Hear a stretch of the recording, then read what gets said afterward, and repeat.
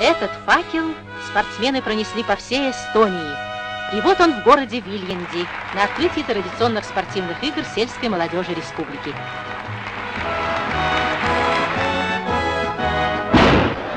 В программе состязаний 11 видов спорта.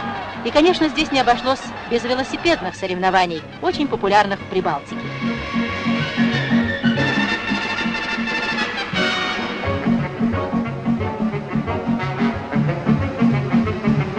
В шоссейной гонке первым на финише был перворазрядник Аре Юргенсон.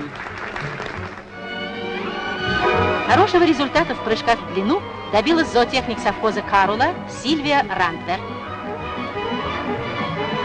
Март Пук, учащийся сельскохозяйственного техникума, успешно выступил в толкании ядра. В этом году в комплексный зачет были впервые включены испытания на точность вождения трактора. Сельская молодежь умело действует и в труде, и в спорте. Малле Коллам – учительница сельской школы. Ее муж Райво тоже учитель, но кроме того он еще и тренер команды конников. На дистанции Малле Коллам.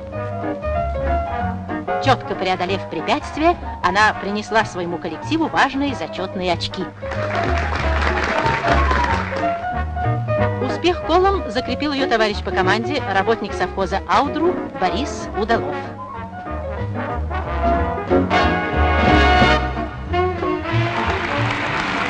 Харальд Мянник, министр сельского хозяйства Эстонии, вручил приз команде Пярнусского района, которая завоевала право выступить на всесоюзной спартакиаде.